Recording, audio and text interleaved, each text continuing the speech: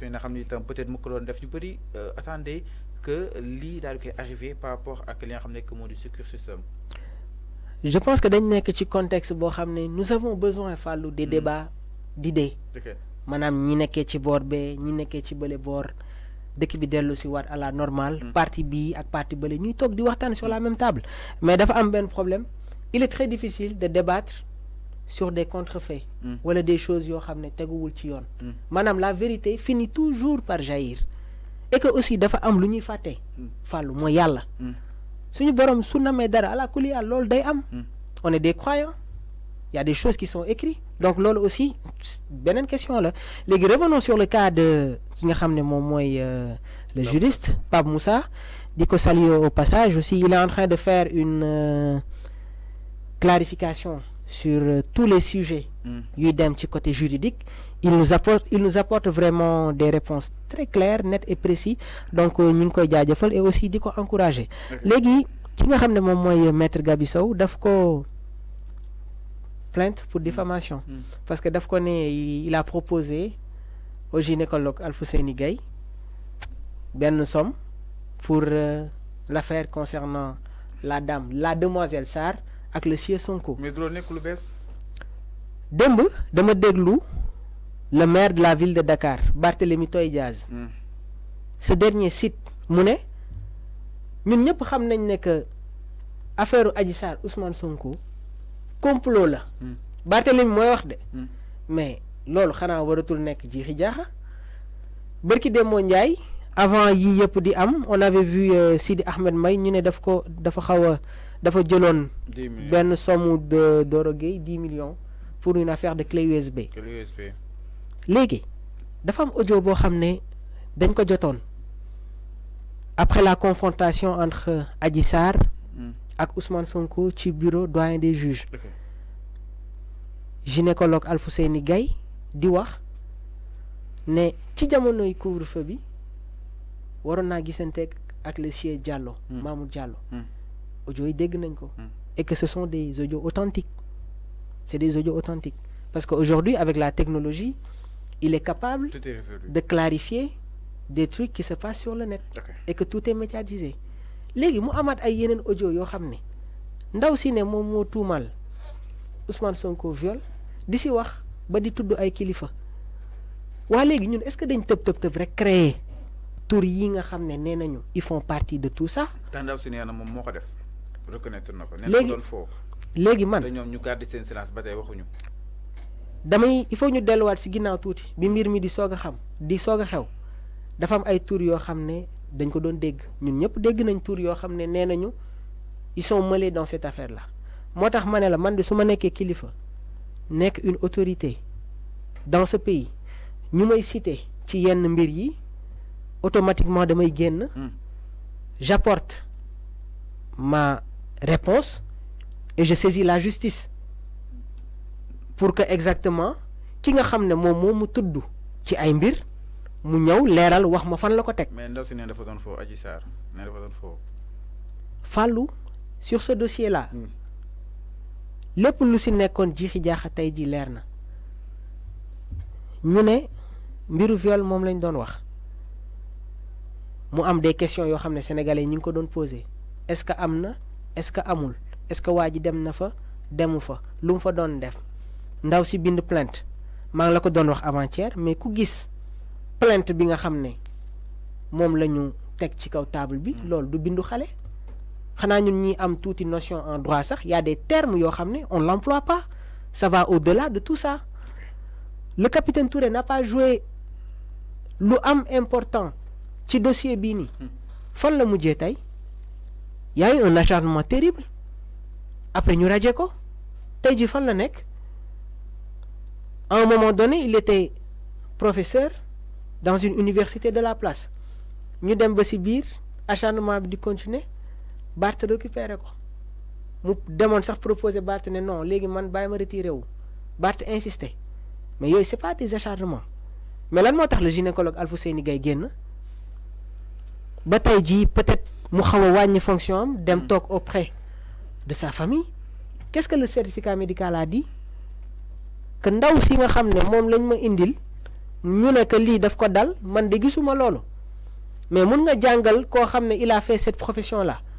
Fallou yow tu peux être footballeur man ma nekk basketteur ma ñëw naan la non sooy football tu dois faire ça mais boobu xanaa sax quand je te le dis nga wax moog lu kenn xamul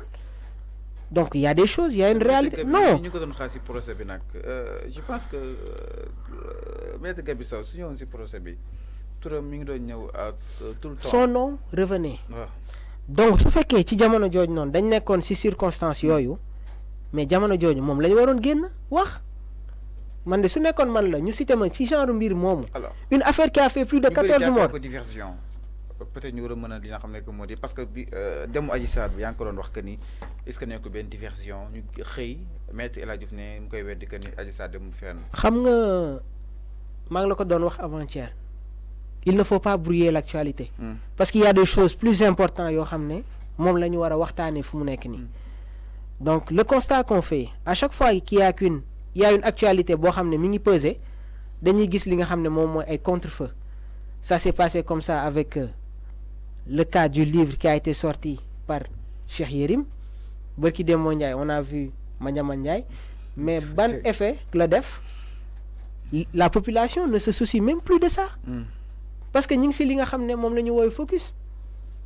moo tax ma ne la cette population est très en avance concernant l'actualité de politique il n'est plus possible de détourner une seule partie de la population parce que si soo jëlee les politiser ko laissant les problèmes de la société tu incites la population à rentrer dans la politique et que si jamono jooju nag après doo leen mënati nax fàllu alors ñu daal dem exactement si ki nga xam ne que moo di Jean-Paul Diaz mu daal nekk waajur si ki nga xam ne que moo di Barthélémy Diaz moom itam moom ki nga xam ne que moo di Jean-Paul jàpp ne li nga xam ne itam mooy abattre si ko Ousmane Sonko dafa daal di ëpp lool maanaam dafa daal di li nga xam ne que moo di colossal et que excellent jëm si wàllu wunu 30 secondes la position bu ki nga xam ne que moo di Jean-Paul Diaz et que c'est pas et que c'est évident parce que tout le temps day ñëw muy ñëw en contrecarré ak ki nga xam ne que moo di Barthélémy Diaz vu que bokk ñu appartenance politique. Waaw Jean-Paul Diaz était en train de parler sur l'injustice qui s'abat sur Ousmane Sonko parce que ñun ñëpp xam nañ que injustice moom la nekk di dund fu mu nekk nii il faut le dire il est en grève de la faim depuis quelques jours donc aujourd'hui yaakaar naa ne que même en dehors de Jean-Paul aujourd'hui les doyens de l'actualité politique ñi nga xam ne ñi ngi woon ci langum politique bi am si connaissance vraiment exercice yi c'est le moment aussi que ñuy génn di wax à ce que aujourd'hui la justice ñu rétablira ko il faut le dire Fallou sans qu'on était en train de parler ci des textes yoo xam ne peut-être que tey jii suñu autorités yi ñu ngi koy jël pour atteindre à des fins politiques je pense que ça ne doit pas se passer comme ça Ousmane Sonko injustice bi muy dund ñun ñëpp xam nañ ne ko muy man muy yow muy ki nekk France ak ki nekk États-Unis nous tous nous savons que il est en train de subir une certaine injustice donc encore une fois je pense que sortie bi nga xam ne def na ko di waxaat encore une fois sur li nga xam ne mi ngi dal Ousmane Sonko c'est une très bonne chose et que je pense que ñëpp ñi nga xam ne ñi ngi ci langum politique bi même nga nekk ci de l'autre côté tu dois encore une fois vraiment tey ji wax ay kàddu yoo xam ne aujourd'hui la justice dinañ ko rétablir on n'a pas besoin d'avoir une justice boo xam ne dañ koy politiser ni dañ koy instrumentaliser et que comme j'ai l'habitude de le dire la justice doit avoir une certaine liberté une certaine indépendance et que di jël les bonnes décisions alors ñu dem fa nga xam ne itam mooy zaanuk Niger nag justement par rapport ak li nga xam ne itam moo fa daal di xew récemment ma ni kon nag li nga xam ne que moo di CEDEAO moo bëgg a gaaw li nga xam ne que moo di intervenir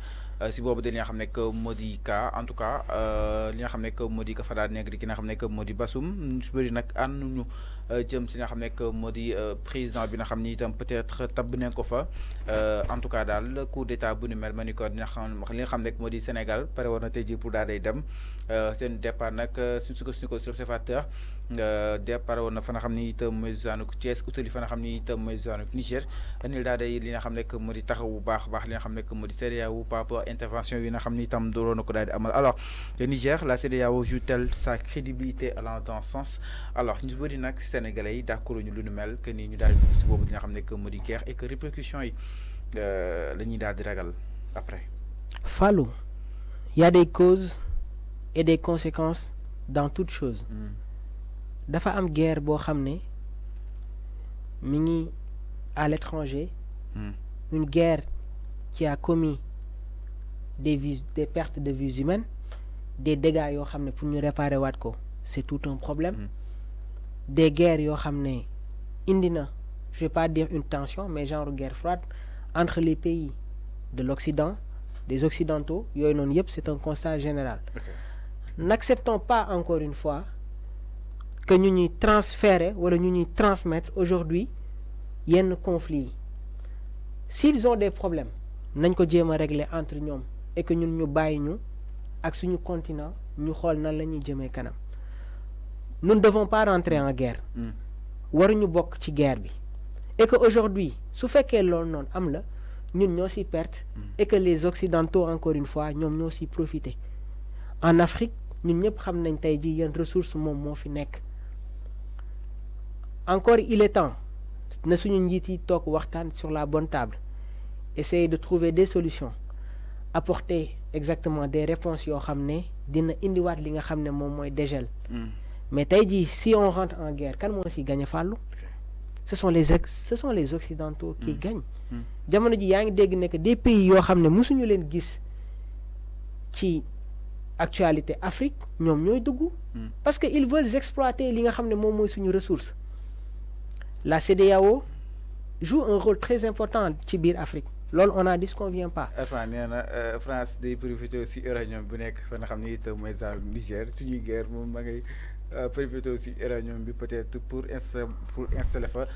benn situation d'instabilité afin ñu mën a teg loxo ba tey si Niger. Mais regarde ce qui s'est passé Libye c'est un exemple. Foofu lekk Libye rek doy na exemple. Donc je pense que aujourd'hui su fekkee njiit nga nekk ci régime yor pouvoir di diriger un pays tu ne dois pas accepter encore une fois de rentrer dans des choses yoo xam ne mun na am ay répercussions et que y a des choses yoo xam ne kenn ñaanu ko yàlla mun na dégénérer. Donc tey jii si on est en guerre wala yenn pays ne dañ siy dugg mais les conséquences peuvent être vraiment désastreuses. Donc nañu toogaat sur la bonne table rétablir les faits. En Afrique il y a des héritages qui ont été légués et que je pense que nos dirigeants dañ ko war a conserver pour les générations qui doivent venir. Niger c'est un pays souverain. Le président Bazoum on a vu ce qui s'est passé gis nañu ki ko fi teg Issoufou qui a été un grand jamono ji ñu ko doon wax li nga xam ne moom mooy ay mbirum troisième mandat sax il a pris un exemple sur quelqu'un qui faisait partie ci côté ne ko ne me parle pas de ça. Il l'avait même envoyé en prison. C'est clair. À la fin il avait fini par instaurer ki nga xam ne moom mooy Bazoum ba yii nii yëpp am si. Donc nañ toogaat sur la bonne table rétablir les faits et que la paix revienne dans notre chère Afrique. Alors nous sommes un peu pris par le temps mais la Cour suprême a débouté li nga xam ne que moo di les députés de Yewwi Askan Wi concernant décision bi nga xam ne itam jëloon nañ ko ñu daal di indiwaat Khalifa